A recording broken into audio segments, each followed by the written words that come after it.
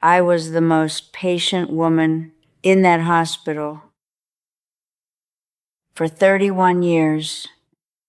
Whatever the shift needed, whatever the patient needed, I had it. Then I came home, and my children got what was left. That is what I want to talk about today. My name is Frances Porter. I am 89 years old. I had 3 children: Thomas, Patricia, William. I was a nurse for 31 years while I was raising them, rotating shifts, nights, days, weekends. Robert handled the house.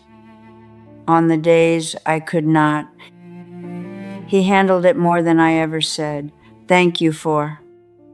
That is a different episode. This episode is about what my children saw when I walked through that door. After a 12-hour shift, after a night rotation, after the days that took everything and gave nothing back. They saw a woman who was present in body and somewhere else entirely. They got the shell of me. The hospital got the whole thing. I want to ask you something right now. If you are a working parent, and I know some of you are, what are your children getting from you today? The best of you, or what is left of you? You do not have to answer out loud. Just sit with it for a moment. I want to tell you about a Tuesday in 1974. Thomas was 13. Patricia was 10. Will was 6. I had worked a night shift, come home at 7 in the morning, and Will wanted to show me something. He had drawn a picture, a house, a family, the sun in the corner, the way children always draw the sun, and he was so proud of it, holding it out with both hands, the way children do when they have made something and need you to see it. And I looked at it and I said, "That is wonderful, Will. Put it on the refrigerator. Mama needs to sleep." And I went to bed. I have thought about that picture for 50 years, not because it was the worst moment, because it was so ordinary. It was just a Tuesday, just one of hundreds of mornings where I came home empty, and my children needed something I did not have left to give. The picture went on the refrigerator. I do not know how long it stayed there. I never asked. Working parents, I am talking to you directly now. I know what you tell yourself. I know because I told myself the same things for 30 years.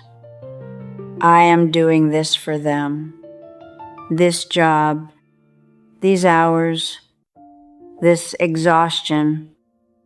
I am doing it so they can have a good life, so they have what they need. And that is true. And it is also incomplete. Because what children need is not only the things money buys. They need the version of you that has not been used up yet. And some days that version does not make it home. My son Will lives in Denver. We speak at Christmas and birthdays. It is polite. It is careful. It is the conversation of two people who love each other and do not quite know how to reach each other anymore. Something broke between us when he was in his 20s, and I have spent years trying to understand what I think I know now. He needed softness. I did not always know how to give it. I was trained to be capable, to be strong, to hold things together. I was a nurse. That is what nurses do. But a 6-year-old holding a drawing does not need a nurse. He needs his mother. And the mother was too tired, and the nurse went to sleep. I am not telling you this to make you feel guilty. I am telling you this because you still have time to do something about it. I am 89 years old in a kitchen that has been quiet for a very long time. You are not 89 yet. Your children are still there. Whatever they drew today is still on the refrigerator, or it should be. Thomas came to visit last month. He is 63 now, retired, good life, is less than hashero. Eighth hash is greater than. He sat right there in that chair, and we had coffee. And he told me about his grandchildren. And I listened to every word, all the way listened. No part of me anywhere else. I was 89 years old and completely present. I wish I had learned to do that at 32. He said something before he left. He was putting on his coat at the door, and he said, "Mom, I always knew you loved us. I always knew." I am 89 years old, and that is the most important thing anyone has said to me in recent memory. I always knew you loved us. Not you were always there.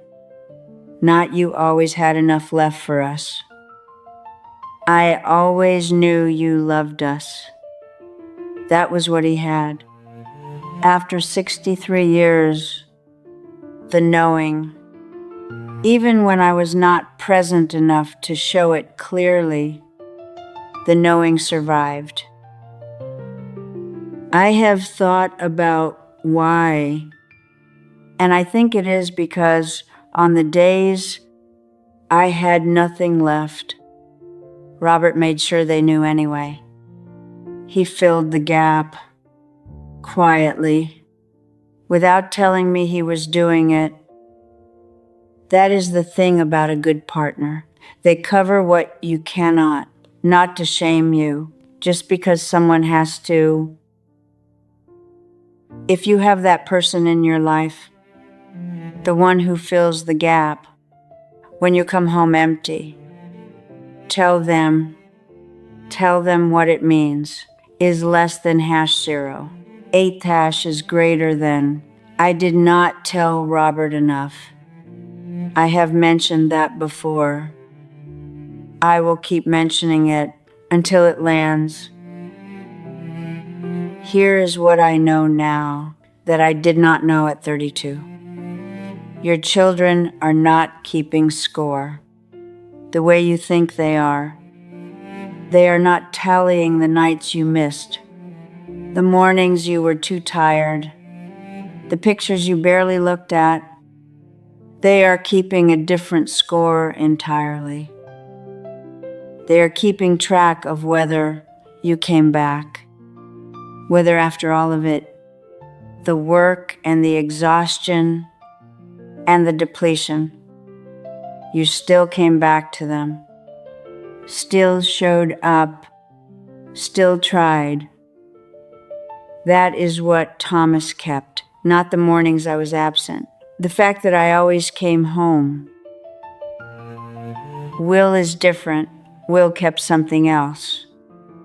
And I am still working out what to do about that. I have one more chance to call him and say the true thing. I am still deciding exactly what that is. I am 89 years old, and I am still working up to it. That should tell you something. Do not wait until 89 to make the call. To every working parent listening right now, you are not failing because you are tired. You are not failing because some days the job takes everything and home gets the remainder. You are human. The depletion is real. I know exactly how real. I lived it for 31 years. But hear this.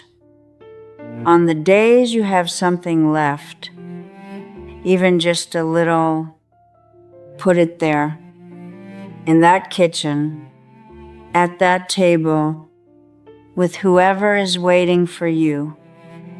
Look at the drawing. Actually look at it. Ask what the sun in the corner means. Stay for the answer. My children are grown. My house is quiet.